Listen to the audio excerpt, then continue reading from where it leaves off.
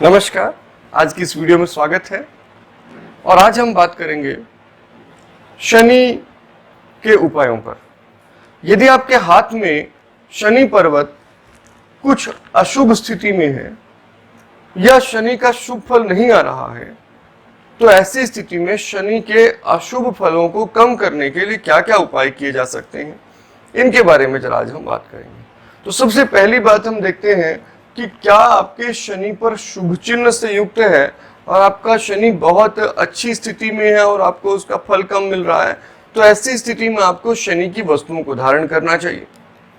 मान लेते हैं कि आपका शनि बहुत शुभ है और ऐसी स्थिति में आपकी उंगलियों में यहाँ इस तरह से गैप बन रहा है और ऐसी स्थिति में धन के संबंधित व्यक्ति को काफी कमी रहती है। अब यदि आपको उंगली के बीच में इस तरह से मूल में, यदि उंगलियों के मूल में एक गैप बचे तो शास्त्रों में कहा जाता है धन की दृष्टि से अच्छा नहीं होता। तो अब इसके लिए आप क्या कर सकते हैं, इसके लिए आप मध्यमा उंगली में एक मोटा सा लोहे का छल्ला पहन सकते हैं। ये लोहे का छल्ला पहनने से थोड़ा मोटाई वाला हो तो वो इस गैप को कवर करेगा और आर्टिफिशियली थोड़ा सा प्रभाव कम होगा, ऐसा विद्वानों का मत है। तो एक तो ये आप कर सकते हैं। दूसरा, अगर हम बात करते हैं कि यदि आपका शनि कमजोर है और उसका प्रभाव आपको कम मिल पा रहा है, हालांकि वो पॉजिटिव है, वो उसके सभी प्रकार से शुभ स्थिति है, तो ऐसे में आपको नीलम धारण करना चाहिए। नीलम धारण कर सकते हैं आप, नीला रंग अधिकता में धारण कर सकते हैं, उससे भी रहेगा।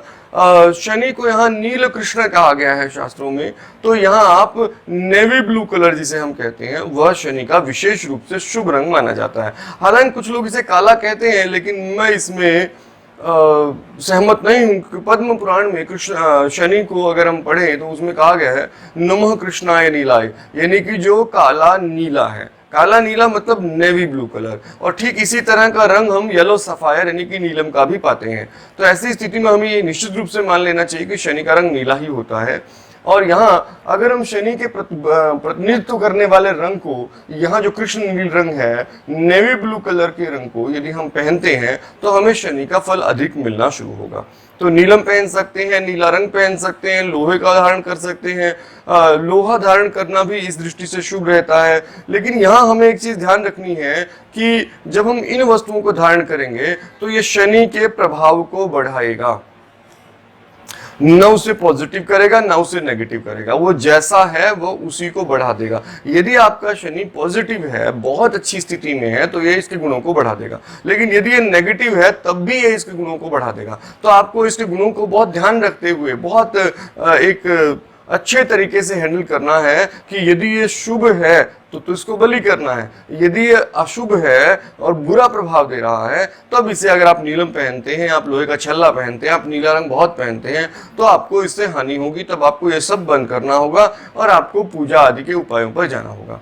तो ये वीडियो, ये सब चीजें आपको मैं बता रहा हूँ शनि के अशुभ प्रभाव के बारे। शुभ प्रभाव, यदि अशुभ है तब क्या करें, तब आप देखेंगे तो यहाँ तब आप दो तीन चीजें कर सकते हैं। सबसे पहले तो हस्त मुद्रा की यदि बात करें तो आप शनि के बीज मंत्र का जप करिए, मध्यमा उंगली और अंगूठे को मिलाते हुए आपस में। यदि आप इस मुद्रा में ध्यान करते हैं तो इस मुद्रा में ध्यान करने से शनि पर्वत के अशुभ दोषों में काफी कमी देखी गई है। इस मुद्रा को शनि मुद्रा या शून्य मुद्रा भी कहा जाता है। शून्य मुद्रा मतलब नेगेटिविटी को खत्म करने वाली मुद्रा, इससे काफी प्रभाव देखा गया है। यदि आपका शनि और सूर्य दोनों दोषपूर्ण हैं और दोनों में एक साथ से बड़ी समस्याएं आ रही हैं और आपको शनि की अधिक समस्याएं दिख रही हैं, इमोशनली आप, मेंटल हेल्थ आपकी ठीक नहीं रहती है, शनि जो है हमने कहा निराशा का प्रतीक रहता है, शनि काफी नेगेटिविटी का प्रतीक होता है, यदि ये सब आपको दिखाई दे और आप काफी नेगेटिव महसूस करें तो ऐसी स्थिति में आपने क्या करना है, अपान मुद्रा में ध्यान करिए।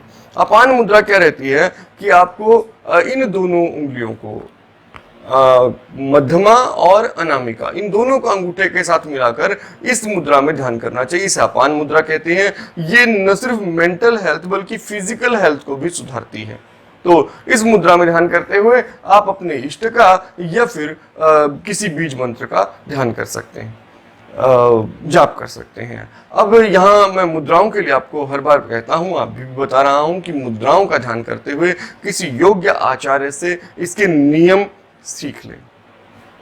मुद्राएं काफी तेजी से लाभ देती हैं, इसलिए मैं आपको मुद्राओं के संबंधित उपाय बता रहा हूं, किंतु इसके लिए विद्वानों से अच्छे से सलाह कर लें कि मुद्राओं को कैसे करना है, किस विधि से करना है।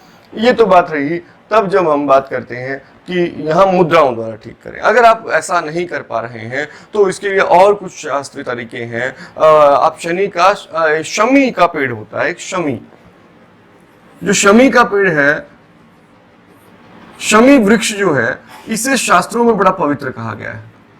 शनि का प्रतिनिधित्व या फिर यूं कहें कि शनि के दोष का शमन करने वाला है, इसीलिए इसे शमी कहा जाता है।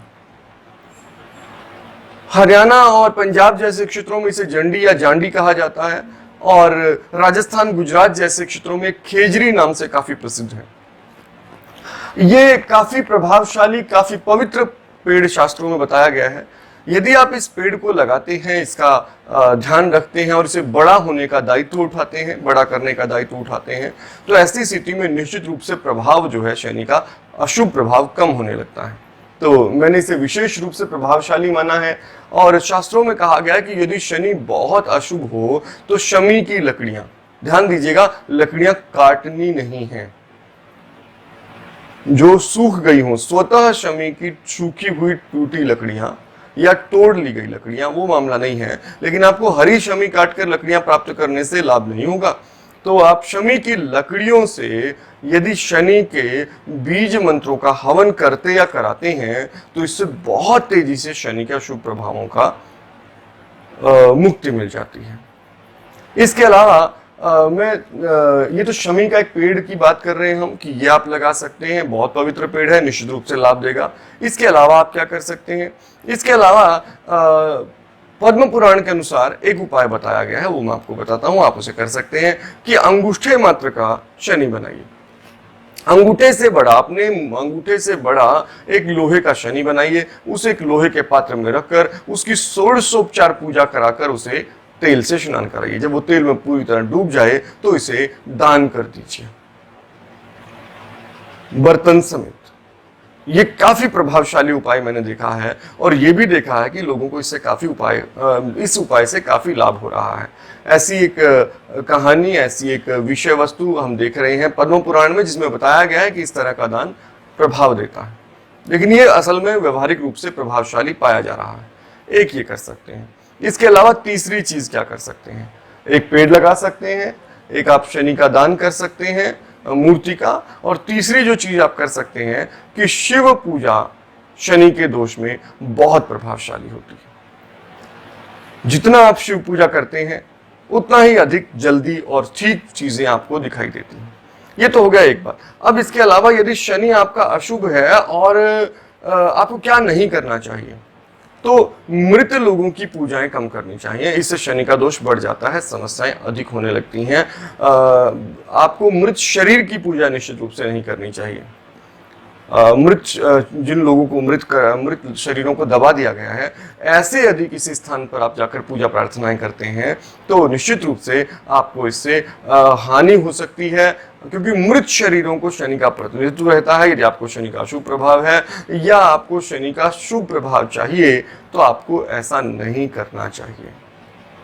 तो एक ये भी बात है। दूसरी, शास्त्रों में कहा गया कि शनि यदि आपका अशुभ है या शुभ भी है, यदि आप लगातार शनि का शुभ प्रभाव चाहते हैं तो आपको मांस नहीं खाना चाहिए, आपको शराब नहीं पीनी चाहिए, और अनावश्यक रूप से झूठ नहीं बोलना चाहिए। शनि को काफी न्यायप्रिय ग्रह माना जाता है। वो व्यक्ति जो आसुरी आचरण करते हैं, यानी कि शराब बहुत पीते हैं, मांस बहुत खाते हैं, जीवों की हत्याएं करना उन्हें पसंद है, और साथ में क्रूरता अधिक रखते हैं मन में, और झूठ बहुत बोलते हैं अनावश्यक रूप से, ऐसे लोगों को काफी हानि देखने में आती है। शनि का बुरा प्रभाव आने लगता है, राहु का प्रभाव उन पर बढ़ जाता है।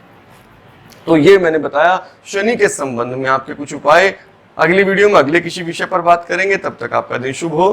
धन्यवाद।